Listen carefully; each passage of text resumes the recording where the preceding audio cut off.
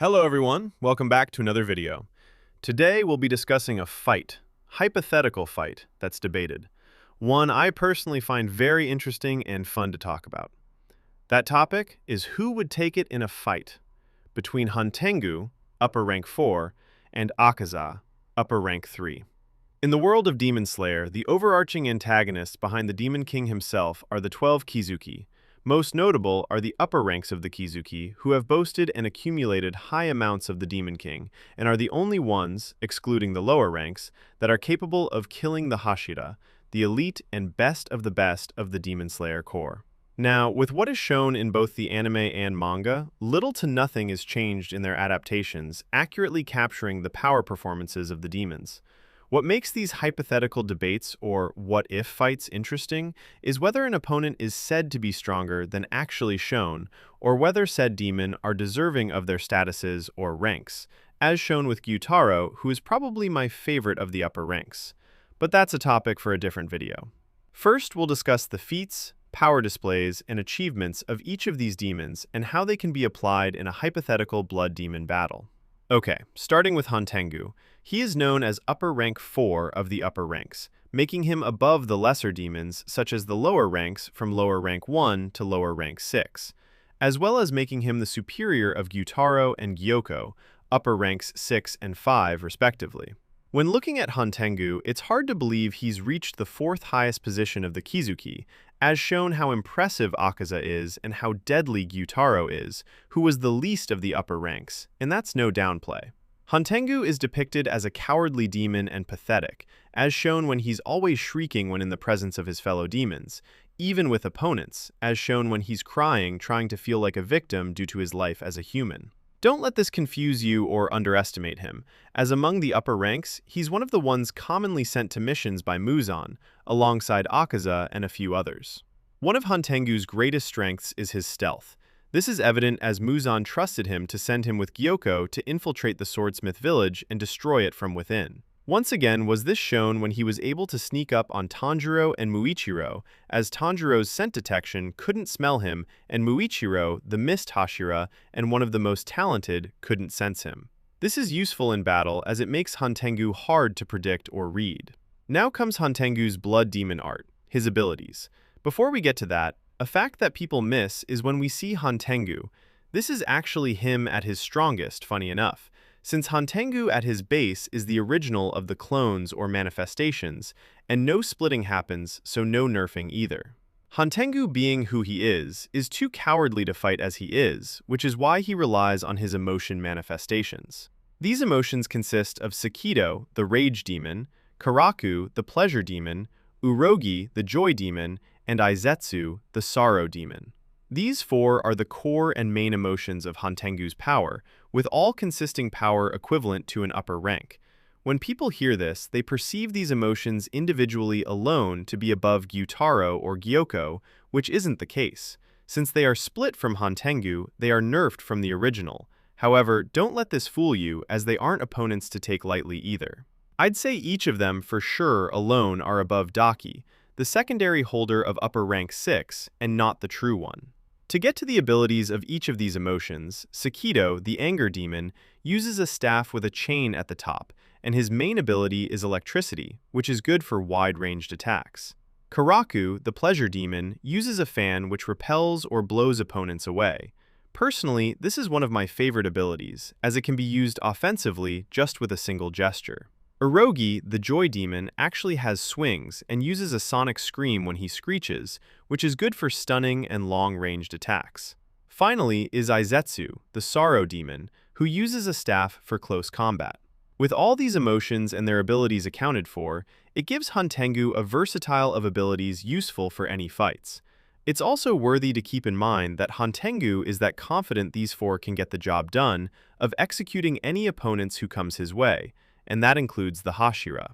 What really makes Hantengu successful in his fights, as said by Genya, is upon realizing that the clones are unkillable due to them being clones and not the original, and realizing Hantengu is the main one, the Demon Slayers will face a hard night trying to trace the real body while being chased by 4 upper-rank demons. Now, if Hantengu is to be pushed in battle, he has the option of having his trump card, and that's having Zohakuten, the fusion of his four emotions by Sakido. Zohakuten is awakened when Sakido initiates the fusion by absorbing the emotions and becoming the hatred emotion of Hantengu, sporting a youthful appearance, most likely Hantengu as a child. Zohakuten is likely the closest and best we'll see of Hantengu's power, as all of Hantengu's power is focused on him. Not to mention, he has the abilities of all the emotions on a stronger scale in conjunction with his own blood demon art, and that's wood dragons. A huge advantage all these clones have in common is upon beheading they can regenerate or survive through it, as just like with Gyutaro, there's a condition to taking them out, and that's by eliminating Hantengu. This task doesn't come easy, as not only is Hantengu hard to track due to his stealth, but you also have to deal with fighting a powerful demon with a wide set of abilities. Should the worst happen and Hantengu is found, Urami comes to the mix. However, he's a last defense or defense for Hantengu, who hides inside him, and the weakest out of the emotions due to Zohakuten having most of Muzan's blood. By stating the abilities, let's talk about how Zohakuten is in battle. Zohakuten is actually surprisingly effective and powerful in battle, as not only was he throwing around and nearly killed Tanjiro, Genya, and Nezuko, two seasoned demon slayers, and Genya, who was powered up by eating Hantengu's flesh, temporarily becoming a demon, they had no chance against Zohakuten, with them being shook at the sight of him. Mitsuri, the love Hashira, who came to turn the tides, wouldn't have lasted long, as in her base, she's said to be above Tengen, the sound Hashira, who was able to keep up with Gyutaro. Upon awakening her demon slayer mark, which amps a slayer to their best, this alone didn't change her chances, as Zohakuten not only is immune to being decapitated, but was able to keep a marked Hashira fighting, and would have killed her had Tanjiro not decapitated Hantengu. This concludes Hantengu's feats and abilities. Now moving on to Akaza, upper rank 3. Since his debut and shown abilities, there's no denying he's earned his rank as upper 3. A martial artist in his human life, as Hakuji, he was very impressive as he was able to kill 67 armed fighters before becoming a demon. Muzan assumed he was a demon before even turning him into a 1 due to his fighting nature. Akaza is known to be one of Muzan's favorite demons due to his serious nature and success in missions. When we see Akaza towards the final act of the Mugen Train movie, he's shown to be a fighting machine as he was able to fight the Flame Hashira, Kyojuro Rengoku, one of the strongest Hashira in the core, and kill him afterwards. Once again, we see most of his feats in the Infinity Castle arc/movie. This time, he goes up against Tanjiro, who's reached the level of a Hashira, and Giyu, the water Hashira, and probably top 3 of the Hashira. A concept or idea people have is it is assumed that Rengoku would have killed Akaza had he not escaped, as he was the closest at the time to decapitating him. That isn't the case, as after watching the movie and reading the manga, there is no situation where Rengoku comes out on top. You'd think that this time, in a 2 versus 1 against him, that 2 powerful demon slayers would have a better chance against Akaza than Rengoku. You couldn't be more wrong. Not only was Tanjiro marked, which helped in his fights against Gyutaro and Hantengu, there's Giyu in the equation, and even getting his mark as well. The tide of the battle did not change at all. When Akaza engages in battle, his most prominent target is Tanjiro, viewing him as a nuisance and urged to kill him due to him reminding him of his former mentor as a human. The amount of times Giyu saves Tanjiro is outstanding, as unlike the other upper ranks, who all have flashy and impressive abilities, Akaza's abilities are basic and straightforward, and that's hand-to-hand combat. Keep in mind, Akaza's actual blood demon art are the shockwaves of his actual attacks and the after effects of it. What further makes Akaza very dangerous is his hidden ability, and that's his detection or sense to anticipate killing urges. This is empowered by his compass needle, an extension of his natural ability, as upon triggering it, not only is he able to get into a fighting stance and fight, but he can sense the movements and patterns of his opponents, even without him seeing it. A fight against Akaza is really a death sentence, As if this wasn't hard enough, say if you are able to get through his defenses, Akaza also has impressive regeneration, as cutting limbs left and right won't do you right unless it's his neck. He truly is a demon.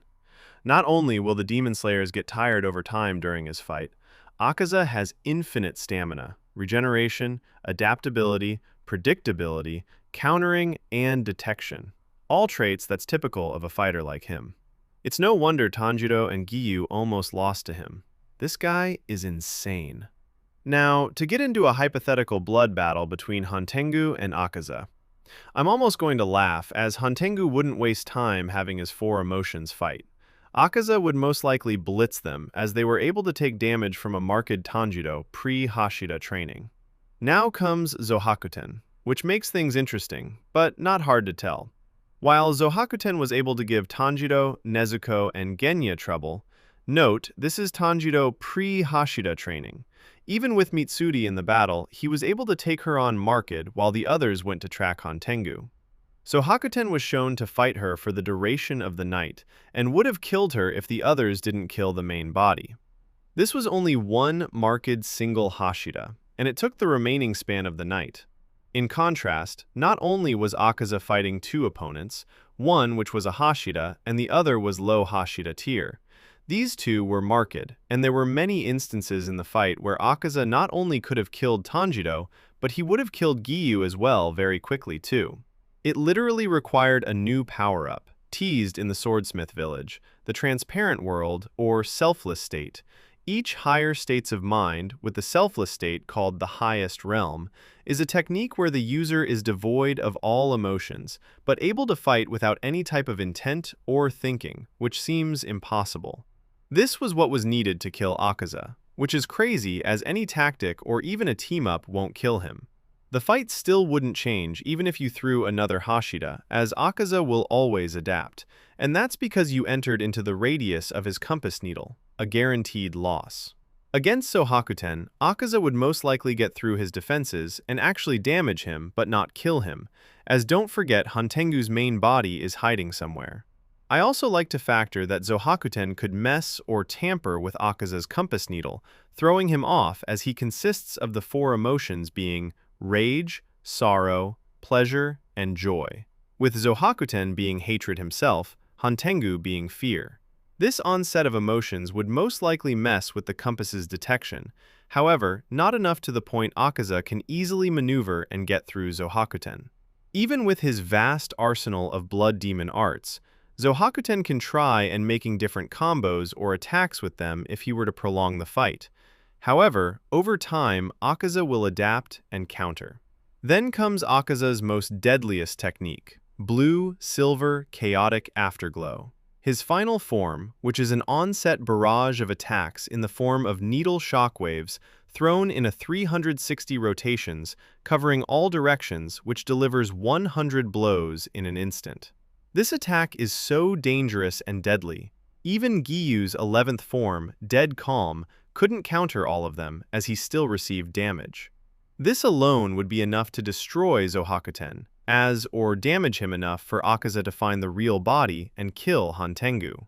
If that isn't enough, there's Annihilation type, which is the technique Akaza used to kill Rengoku, and an attack he used for himself, which is a guaranteed death upon contact with it. Once again, if he decided so, Akaza would use this to at least get through whatever Zohakuten throws at him and damage him so he can find Hantengu. As basic as Akaza's movesets are, they are made to kill as another fact for his compass needle, is not only are they able to react to an opponent's attacks, the compass and Akaza are also able to pinpoint the weak spots of their opponent if they deem so, go for the killing blow. Both Zohakuten and Akaza are deadly in their own rights, as a prolonged fight between the two aren't ideal. However, in Akaza's case, it works more in his favor than Hantengu's. No matter what scenario is captured or made, there is no situation where Zohakuten can hold back Akaza while Hantengu is hiding. Even if by some miracle, should Zohakuten change tactics or catch Akaza off guard, his attacks alone would slowly be countered and one-shot eventually by Akaza's deadliest attacks, which are more destructive than Zohakuten's combined blood demon arts. I just wanted to entertain the idea, but come on, realistically, the gap between these two upper ranks is very huge. To think Hantengu is behind Akaza by a rank is wild off. But it goes to show that even though the upper ranks are placed above another, it doesn't necessarily mean they're close in power. I give this fight to Akaza by a margin. This fight would be a low or mid difficulty for him. Zohakuten, as sick as he looks, has that going for, but in a real fight has no chance. I also didn't throw in Akaza regenerating his head by some chance. That's how overpowered he is. Let me know what you guys think of this video and other hypothetical fights you want me to cover. Drop it in the comments below and be sure to check out my other videos. Like and share, and have a nice day.